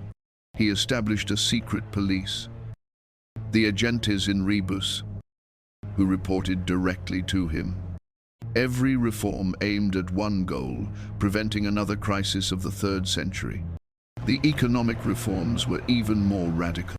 Facing hyperinflation, he issued the Edict on Maximum Prices, listing the maximum legal price for every product and service in the empire, from wheat to haircuts to prostitution. It failed spectacularly in driving commerce underground, but showed his determination to control every aspect of life. He reformed the tax system, conducting the first empire-wide census, making taxation predictable but crushing. He tied farmers to their land and sons to their fathers' professions, creating proto-serfdom to ensure stable production. His persecution of Christians, 303 to 311 AD, was the empire's last and largest. Unlike earlier sporadic persecutions, Diocletian's was systematic. Churches were destroyed, scriptures burned, clergy arrested, and all Christians ordered to sacrifice to Roman gods or die. Thousands perished, creating martyrs who would become saints. Yet it failed utterly. Christianity had grown too large to eradicate. Even his own wife and daughter were rumored to be sympathizers. Court ceremony transformed from republican simplicity to oriental absolutism. Diocletian appeared in purple silk encrusted with gems, a golden crown on his head. Visitors performed proskynesis, full prostration, before the emperor who was now Dominus et Deus, Lord and God. He was no longer first citizen, but divine autocrat, separated from subjects by elaborate ritual. This wasn't megalomania, but calculated psychology, making the emperor too sacred to assassinate. His building projects were colossal. The baths of Diocletian in Rome could hold 3,000 bathers. His palace in Split, Croatia. It was a fortified city covering 30,2020 and 1,2000. 000 square meters. He rebuilt Nicomedia as his eastern capital, rivaling Rome itself. Every structure proclaimed the restored glory of eternal empire, funded by crushing taxation that drove many to bankruptcy or brigandage. The abdication on May 1, 305 AD, shocked everyone. At the same ceremony in Nicomedia and Milan, Diocletian and his co-Augustus Maximian resigned, elevating their Caesars and appointing new ones. Diocletian retired to his palace in Split to grow vegetables. When begged to return during the subsequent civil wars, he reportedly replied, "If you could see my cabbages, you wouldn't ask me to give up the happiness of this place for the storms of never-satisfied ambition." He lived to see his system collapse. The Tetrarchy immediately dissolved into civil war as Constantine and Maxentius, sons of the retired emperors, demanded power. By 308 AD, there were 7 men claiming to be Augustus. Diocletian emerged from retirement once to broker peace at Carnuntum, but his authority was gone. He returned to his cabbages, possibly committing suicide in 311 AD as he watched his life's work crumble. Diocletian succeeded in his immediate goal. He died peacefully in bed after 21 years of rule, the longest since Augustus. He transformed the empire from a principate first citizen to a dominate lord and master, from a classical to a Byzantine state. His reforms, administrative, military, economic, provided the framework that allowed the Eastern Empire to survive another 1,000 years. Yet, he also destroyed something precious. The Roman Empire, after Diocletian, was a totalitarian state where the government controlled every aspect of life, where citizens were tied to their professions like slaves, where the emperor was a distant god-king rather than a fellow citizen. He saved the empire by strangling its freedom. Perhaps that was the only choice between ordered oppression and chaotic collapse. But in choosing order, Diocletian ended the classical world and began the medieval. He was the last great pagan emperor and the architect of the world Constantine would Christianize. The son of slaves had become a god, only to discover that even gods get tired and want to grow cabbages. The first Christian emperor, Flavius Valerius Constantinus, fundamentally transformed not just the Roman Empire, but the entire trajectory of Western civilization. When he claimed his father's throne in York in 306 AD, he was just another usurper in a disintegrating tetrarchy. When he died, 31 years later, he had created a Christian empire with a new capital, a new religion, and a new destiny that would shape the next millennium. The son of Constantius, Claudius, and Helena, a barmaid who would later be sainted. Constantine spent his youth as a hostage in Diocletian's court. He watched the great persecution. He served alongside Galerius fighting Persians, and learned that power came not from legitimacy, but from victory. When his father died at York, the British legions proclaimed him Augustus. He was ready. The road to sole rule took 18 years of civil war, but Constantine turned it into a religious revolution. Before the Battle of the Milvian Bridge, 312 AD, he claimed to see a vision, a cross of light above the sun, with the words, "In hoc signo vinces." In this sign, conquer. He ordered his soldiers to paint the Chi-Rho symbol on their shields.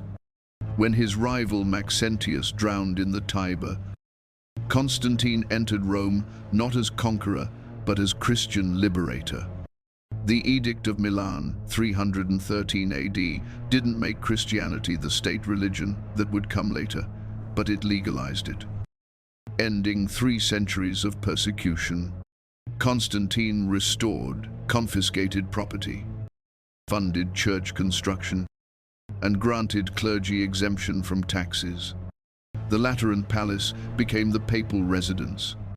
Sunday became a day of rest. Crucifixion was abolished. The empire that had killed Christ's followers now protected them. Yet Constantine's Christianity was complex, possibly cynical. He delayed baptism until his deathbed, maintaining the title Pontifex Maximus, chief priest of pagan rites. He executed his own son Crispus and wife Fausta for unclear reasons, possibly adultery, possibly conspiracy. He incorporated pagan symbols into Christian architecture. His famous vision might have been political invention. Was he true believer or masterful politician using religion to unite a fractured empire? Probably both. His greatest creation was Constantinople, New Rome built on Byzantium's site. For 6 years, 324 to 330 AD, He poured the empire's wealth into construction. He stripped statues from across the empire to decorate it. He created a senate, forums, palaces, churches, everything Rome had except its pagan history. On May 11, 330 AD 4, he dedicated it with both Christian prayers and pagan sacrifices. It would stand as the capital of the Byzantine Empire for 100 years. Administrative reforms completed Diocletian's transformation. He created new court positions, the Master of Offices, the Count of Sacred Largesses, turning government into Byzantine bureaucracy. He issued the gold solidus coin, stable for 700 years. He expanded the army to perhaps 600,000 men, creating the mobile comitatenses and static limitani. Every reform strengthened central authority while draining provincial resources. The Council of Nicaea, 325 AD, showed Constantine as theological emperor, summoning bishops from across the empire. He personally presided over debates about Christ's nature. When they produced the Nicene Creed declaring Christ consubstantial with the Father, Constantine enforced it with imperial power. Theology became state policy. Heresy became treason. The emperor, who might not have been Christian, defined Christianity for centuries. His family life was tragically Byzantine. He murdered most of his relatives to secure succession for his sons. He divided the empire among 3 sons who would immediately fight each other. He created a dynasty that would rule for decades through fratricide and theological warfare. The Christian emperor's family values were thoroughly pagan. Military campaigns continued throughout his reign. He defeated Sarmatians, Goths, and Vandals on the Danube. He planned to conquer Persia, seeing himself as Alexander. His military genius was undeniable. He never lost a significant battle. Yet his greatest conquests were spiritual and administrative, not territorial. When he died on May 22, 337 AD, preparing for his Persian campaign, he was baptized by Eusebius of Nicomedia, ironically, an Arian heretic. He was buried in the Church of the Holy Apostles in Constantinople, surrounded by 12 empty sarcophagi representing the apostles, making himself the 13th. Even in death, he positioned himself as equal to Christ's disciples. Constantine created medieval Europe. By Christianizing the empire, he gave the West its religion. By building Constantinople, he preserved Greek and Roman culture through Byzantium when Rome fell.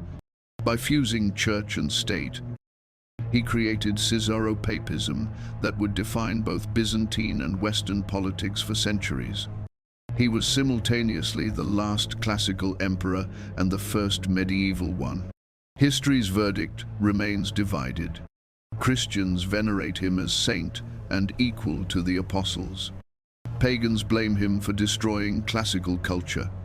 Historians see a brilliant opportunist who used religion for political ends while possibly believing it himself.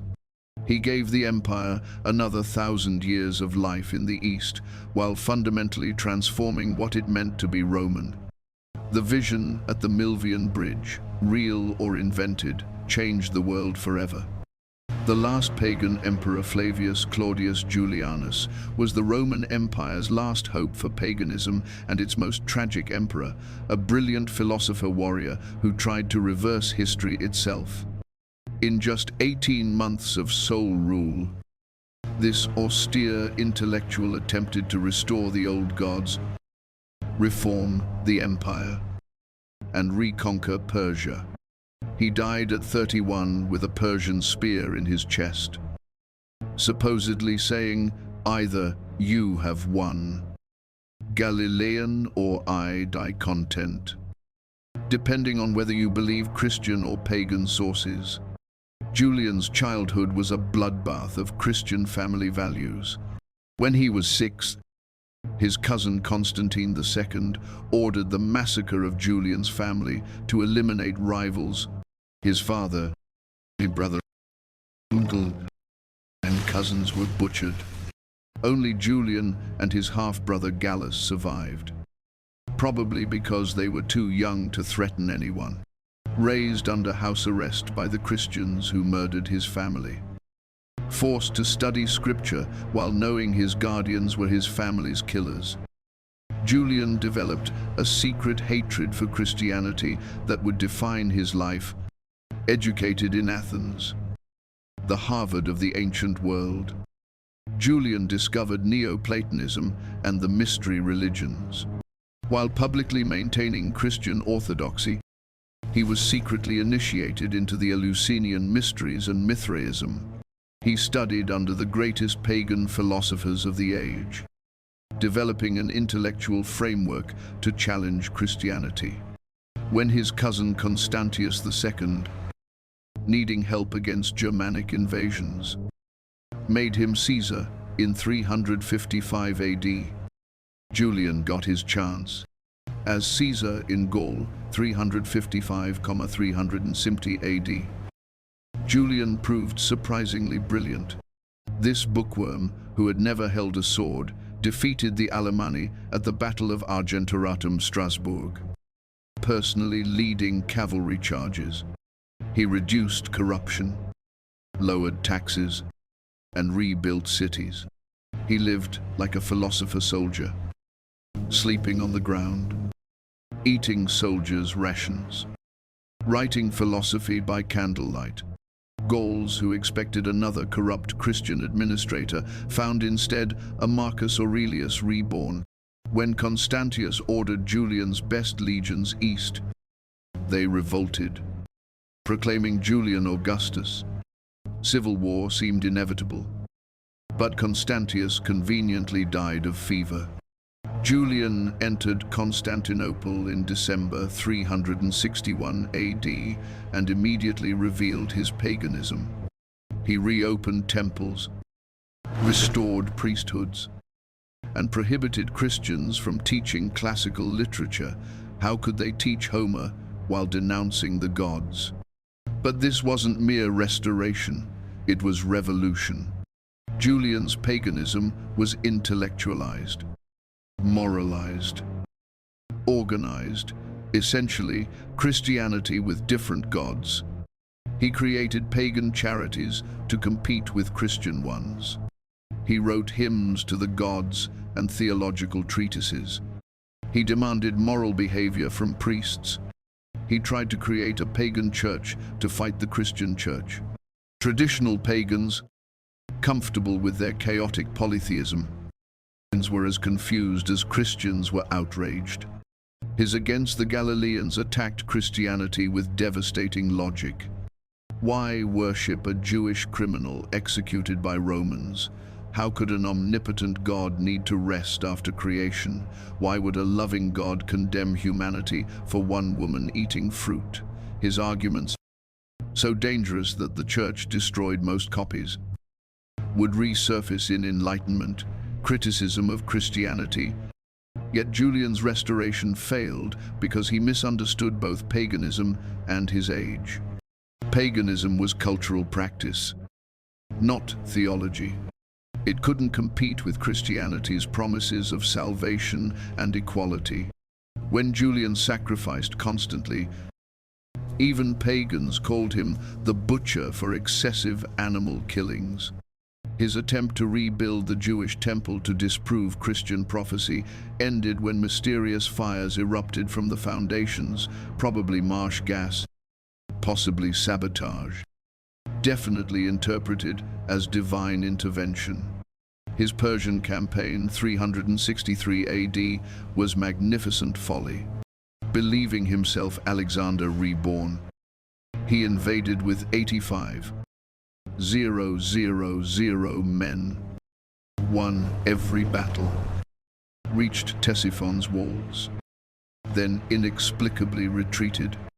During a skirmish on June 26, 363 AD, he charged without armor, forgetting it in excitement, divine madness, death wish, and was speared, possibly by a Christian Arab auxiliary. He spent his last night discussing philosophy with friends, dying as he had lived, as a philosopher. Julian's 18-month reign was history's last stand for classical paganism. He was the empire's most educated emperor, fluent in Greek and Latin, author of numerous works of philosophy, satire, and theology. He combined Marcus Aurelius's philosophy with Trajan's military skill and Augustus's administrative ability, yet he failed because he was fighting time itself. Christianity had won not through imperial decree, but through popular conversion. The poor, slaves, women, Christianity offered them dignity and hope. Paganism never could. His legacy is profound contradiction. Christians called him the Apostate, pagans the Blessed. Modern historians see him as the tragic hero of a doomed cause. The last man who might have preserved classical civilization. Had he lived 20 years, could he have reversed Christianity's triumph? Probably not. But he remains history's greatest what-if, the philosopher emperor born too late, trying to restore a world already dead, dying in a Persian desert for gods who no longer listened. The last Roman Flavius, Petrus Sabatius Justinianus, ruled not from Rome but from Constantinople, spoke Greek, not Latin, yet devoted his 38-year reign to an impossible dream, restoring the Roman Empire to its former glory. He nearly succeeded, reconquering Africa, Italy, and Spain, building the Hagia Sophia, and creating the corpus juris civilis that would define Western law for a millennium. But his successes contained the seeds of ultimate failure, the last gasp of ancient empire before medieval darkness. Born a Thracian peasant, Justinian was elevated by his uncle Justin Athirst, an illiterate soldier who became emperor. Educated in Constantinople's palace, Justinian combined peasant ruthlessness with intellectual sophistication. When he inherited the throne in 527 AD, the Western Empire had been dead for 50 years. But Justinian refused to accept this reality. Roma Aeterna, eternal Rome, would be restored. His partner in everything was Theodora, the most remarkable empress in Roman history. A former actress and prostitute. Actresses and prostitutes were legally synonymous. She rose to become Justinian's co-ruler. When the Nika riots nearly toppled their throne in 532 AD, with Justinian ready to flee, Theodora declared, "Purple makes a fine shroud." They stayed, slaughtered 30,000 rioters in the Hippodrome, and rebuilt Constantinople in marble and gold. The reconquests began with Africa. Belisarius, Justinian's brilliant general, destroyed the Vandal kingdom with just 15 plines. 000 men 533 to 534 AD. The campaign that pessimists said would take years took months. Africa, lost for a century, was Roman again. Next came Italy. The Gothic Wars, 535 to 554 AD, should have been equally swift, but became a grinding 20-year catastrophe that destroyed the peninsula to save it. Rome changed hands 5 times. Its aqueducts cut. Its population reduced from 500,000 to 30. Ling. Justinian's legal legacy surpassed his military achievements. The Corpus Juris Civilis, compiled by Tribonian, collected 1,000 years of Roman law into a coherent system, the Digest. Institutes, code, and novels became the foundation of civil law from medieval Europe to modern Louisiana. Napoleon called it the greatest gift Rome gave the world. Justinian gave barbarian Europe the intellectual framework for civilization. The Hagia Sophia, completed in 537 AD, and was architecture as theology. Its dome seemed to float on air, suspended by golden chains from heaven. Justinian reportedly exclaimed, "Solomon, I have surpassed thee."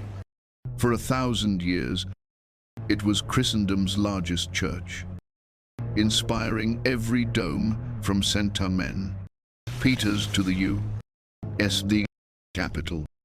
When Constantinople fell to the Turks, they converted it to a mosque rather than destroy such perfection.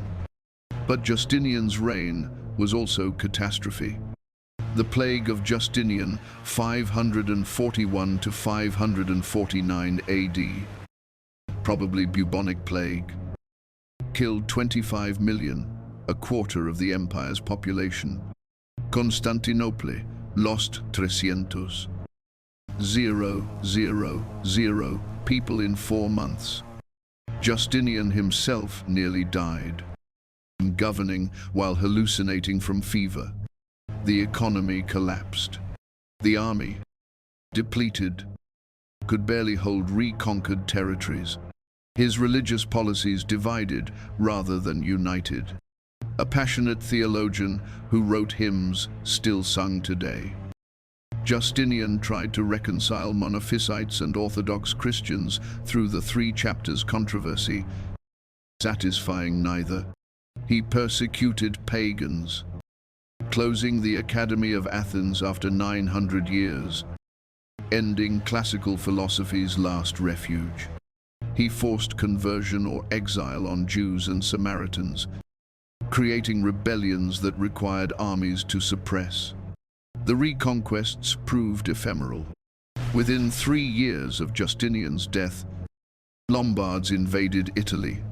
Within a century, Arabs took Africa and Syria. The expense of holding the West bankrupted the East. Justinian destroyed the empire trying to restore it, like a doctor killing a patient to cure them. His personal life grew increasingly bizarre. After Theodora's death in 548 AD, he retreated into theological obsessions, reportedly wandering palace halls at night, earning the nickname Emperor Who Never Sleeps, dictating novellae on minute doctrinal points. He died at 82, possibly senile, leaving an empire larger but weaker, glorious but exhausted. Justinian was the last emperor to think in Latin, the last to call himself Romanorum Imperator with legitimacy, the last to rule from Britain to Mesopotamia, however briefly. He represented antiquity's final effort to preserve itself against the medieval tide. The Hagia Sophia's dome, suspended between earth and heaven, symbolizes his reign, a magnificent achievement that defied gravity until gravity inevitably won. Edward Gibbon called him the last Roman emperor. But he was more, the bridge between classical and Byzantine, between ancient and medieval, between pagan and Christian civilization. He gave us Roman law, Byzantine architecture, and the dream that fallen empires could be restored. That dream was illusion, but what glorious illusion it was. After Justinian, emperors would rule in Constantinople for another 900 years, but they would be Byzantine, not Roman. The eternal city's last echo died with the Thracian peasant who tried to make Rome eternal again. Closing reflection. 20 emperors, 20 faces brought back from marble and memory. From Augustus, who created the empire, to Justinian, who tried to restore it 5 centuries later. heroes and monsters, philosophers and madmen, each holding absolute power, each revealing what humanity becomes when all restraints are removed. We've seen Marcus Aurelius struggle to remain good despite unlimited authority, and Caligula explore every depth of depravity because he could. We've watched Diocletian voluntarily surrender power, and Commodus abuse it like a child with a deadly toy. Some, like Vespasian, he treated the purple as a job to be done well. Others, like Nero, saw it as a stage for their performance. What patterns emerge from these 20 lives? Perhaps that power doesn't corrupt so much as reveal. Augustus was calculating before he became emperor and remained so after. Marcus Aurelius was philosophical as Caesar and as Augustus. Caracalla was violent as a child and as a ruler. The purple amplified who they already were. We see too that the greatest emperors, Augustus, Trajan, Diocletian, Constantine, were those who understood that power is a tool, not a prize. They used it to build, reform, and transform. The worst, Caligula, Nero, Commodus, Elagabalus, were those who saw power as a toy for personal pleasure. But perhaps the most profound lesson is that even absolute power has limits.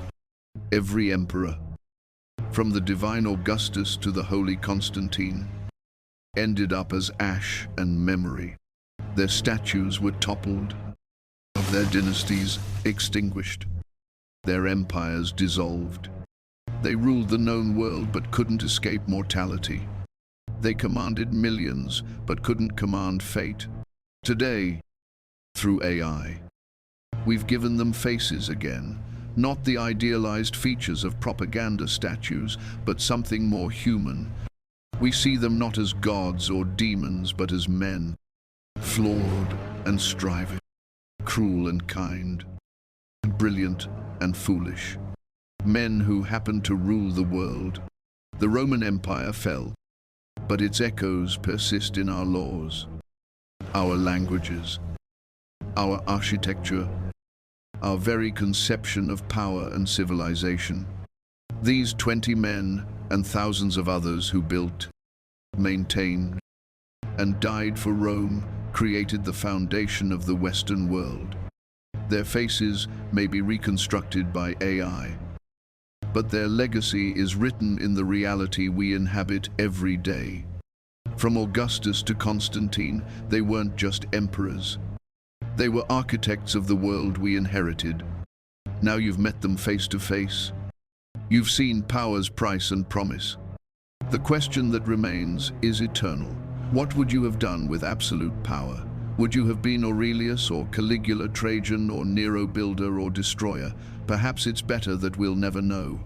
But understanding these men who did wield such power, who did face such choices, helps us understand not just history, but humanity itself. For in the end, the story of the Roman emperors is the story of us all, just written in purple and gold, marble and blood, on the vast canvas of empire. The faces fade back into history, but the lessons remain. Power reveals character. Character determines legacy.